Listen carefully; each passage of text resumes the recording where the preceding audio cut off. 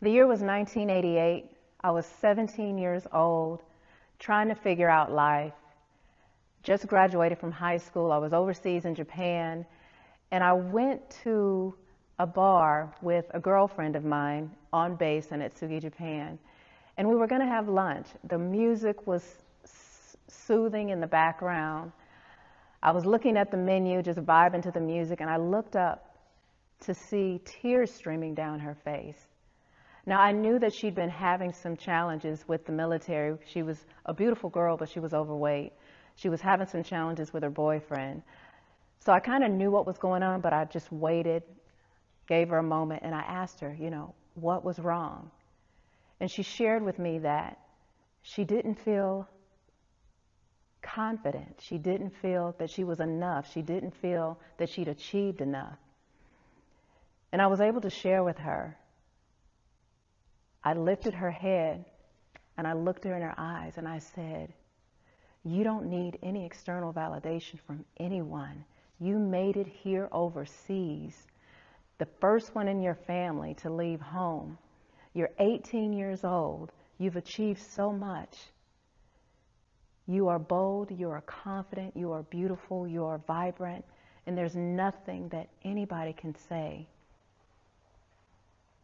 that will diminish anything that you've accomplished. And as I was speaking to her, her shoulders began to lift. Her head lifted up a little bit higher, and that frown turned into a smile.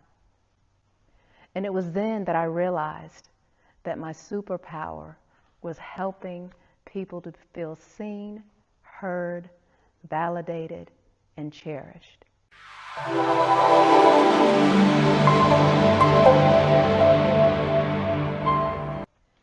The year was 1989. I was 18 years old, just recently coming back to the States. And I was hanging out with one of my girlfriends. She was a military spouse, young mother. And the sun was shining outside, the birds were chirping, and we were going to a house party. And it was a guy that I was seeing, that I was dating at the time. So we were ready to have a good time. We went in the house, music was thumping, we were vibing. Somebody gave us a couple of drinks, we started drinking. It was about 3 p.m. Took a sip, was vibing to the music, and the next thing I remember, it was 3 a.m. in the morning. Everything was dark, the house was quiet, it was silent. I looked down and I realized that I was in a shirt and nothing else, and there was blood streaming down my leg. And all I could think about was, where was my friend?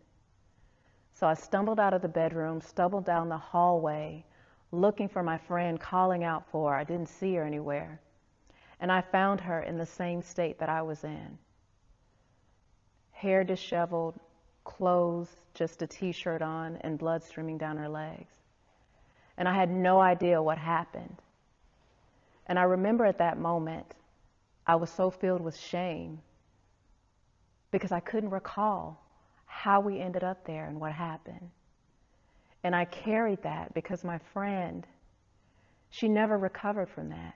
She ended up having to be institutionalized because she lost her mind. Fast forward, I carried that guilt for years, putting on this mask of strength, but I was dying inside. I was hanging off the side of the Andes Mountain years later at about 18,000 feet with 10 other disabled veterans, just recovering from the 4th of 5 failed suicide attempts. And I realized, hanging off the side of that mountain, that I didn't really want to die. I just didn't want to carry this excruciating pain that I was carrying anymore. And what I realized, I share all that to share this with you. No matter whether your wounds are visible or invisible, you cannot build your life based on a foundation of trauma, so you must face your pain to be able to heal and move forward.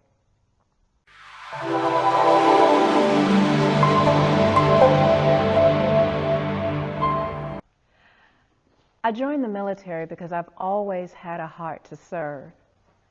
I was 19 years old, and I was at my first duty station in Pyeongtaek, Korea. And it was an Army installation, so there was a small group of us that were Navy. So we kind of, tried to stick together. And there was this unwritten rule that Navy did not date Army. And so a group of my fellow service members and I wanted to go out in town. We wanted to paint the town red. It was in Korea. We wanted to see the sights, eat the food, experience the culture. We were having a good time. And we decided to go back to one of our other service members' room and hang out in his room. Because we were such a small community group, everybody had their own room. So I went up to my room, dropped my purse off, ran down to my fellow service member's room. And I was the only one there outside of him. And I was like, where is everybody at? And he said, oh, they're coming. So I got comfortable. I work with these guys. I work out with these guys. So I felt comfortable. While I was waiting, we were watching TV, and I fell asleep. And I woke up to find him violating me. And I just froze. I didn't know what to do. I pushed him off of me. I ran out of the room. I ran to my room, and I called my supervisor. He said he'd take care of it. He was going to report it. But long story short, nothing ever came of it, and it just faded away. And that changed me forever. I ended up, after that, meeting another fellow service member, and he represented to me strength, protection, and security. He was 6'4", 330 pounds, built like a brick wall. And my mindset was nobody was going to be able to get to me because they had to get to him first. But that ended up being a tempestuous relationship. I ended up dating him and marrying him, and ended up divorcing him 20 years later. But I share that story with you to share this. Always, always, always advocate for yourself. Even if nobody else believes you, even if you don't feel trusted or safe, always advocate for yourself. And never, ever make decisions when you're in crisis, or you have trauma, or you're suffering from grief. Do not make life-altering decisions, because you won't make a good decision.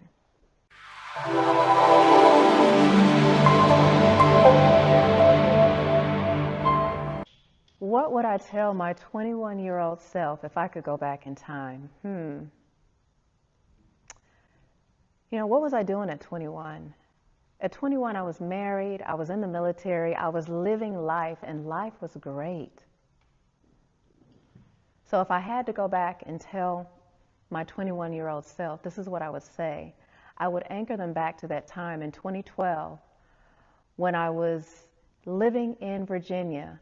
I had just sent my daughter off to college in Jacksonville, Florida at St. Leo's University. And I was working in Norfolk, Virginia at a college, at Tidewater Community College, at the Center for Military Veterans Education. And it's ironic that I sent her off to college, and I was working for a college, and I was homeless. You see, I had spiraled because I was battling with complex post-traumatic stress disorder, something that they diagnosed when I was in the military, along with a whole plethora of things.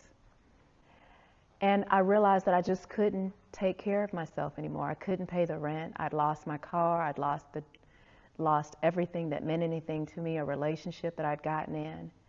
And so I placed my stuff in storage, and I went looking for a place to stay. And I facilitated between living out of my car and staying at extended stays. And so I share all of that with you to share this. The only constant thing that happens in this life is change. And when change happens, you must pivot. And when you pivot, you must know that nothing in this life that happens to you is personal. Everything is spiritual. And from that perspective, you can bounce back. You can learn the lessons, receive the blessings, and continue to move forward with the tools that you've added to your toolkit that can help you to go from pain to passion to purpose to power.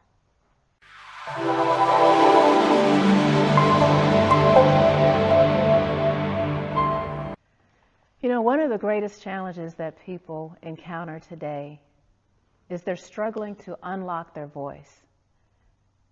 And they're struggling because of career transition, empty nester syndrome, a divorce or separation, and often undiagnosed trauma. And so this causes them to not know where they are. You know, I had a client, her name, I'll call her Janet. She came to me because she was at a low point in her life. She was unsure of her career path. She was unsure of herself. She lived in constant fear. And she didn't know where to go or how to move forward. You know, I helped Janet to unleash her voice, and she is now today more confident. Her marriage is thriving. She ended the career that she wasn't happy in, and she's now happily pursuing a new career. And she is excited about life. Now, Janet could have chosen anyone to help her, but she came to us because we were not sitting in judgment of her. We treated her as a person, not as an individual, not as a number. You know, Janet is now thriving. We are on a quest to help 5,000 women within the next 5 years to unleash, unlock, and amplify their voices. You know, no matter what anybody else is doing, you will always find Michelle Speaks, helping women that want to be helped. And we do this, currently we do this by communities, online programming, transformational speaking, one-on-one individual and group. We're going to hybrid programs. We are going to be global. So you will always find Michelle Speaks helping those that want to be helped. Whether it's for one, whether it's 1,000, whether it's 10,000, I will always be doing the work to helping others unlock, unleash, and amplify their voices.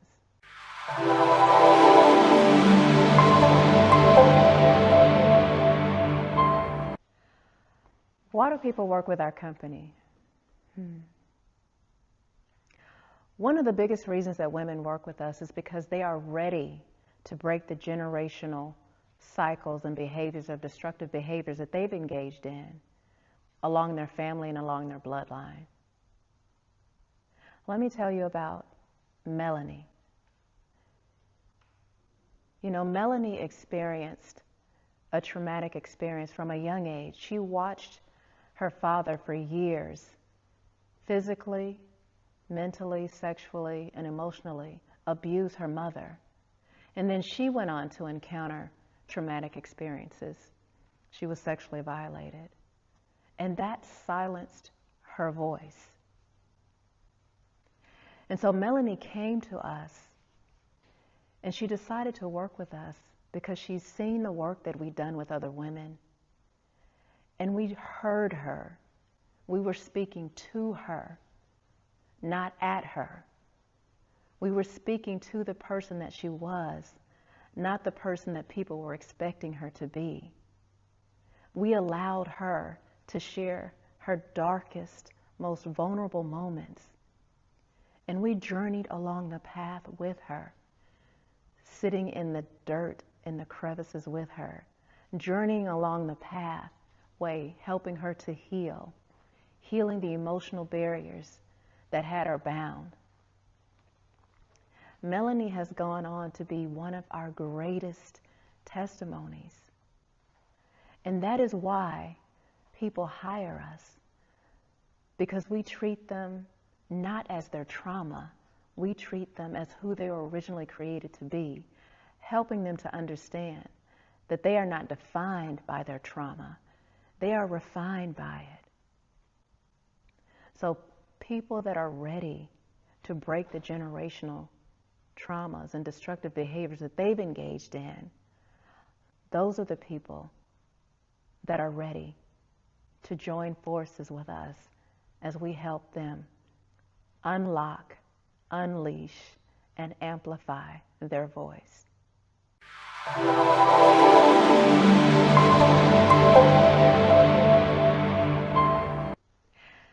So what have I enjoyed most? One of the things I've enjoyed the most about the Making of an Entrepreneur docuseries is the visionary Shay Brown. You know, I've had the opportunity to work with him previously, but this is a whole new dynamic, and getting to meet his team face to face, the way that they were greeted me, they were very personable, very professional. They made it fun. It was easy to share my story. It was easy to share my passion. I connected with them, and that's so important, especially in the line of work that I do. So if you are looking to get your story out, if you are looking to gain more visibility and you want a team that truly supports you and understands your story and knows your story and knows how to position you to be credible and visible, then I implore you to reach out and invest in yourself today. Your life will never be the same.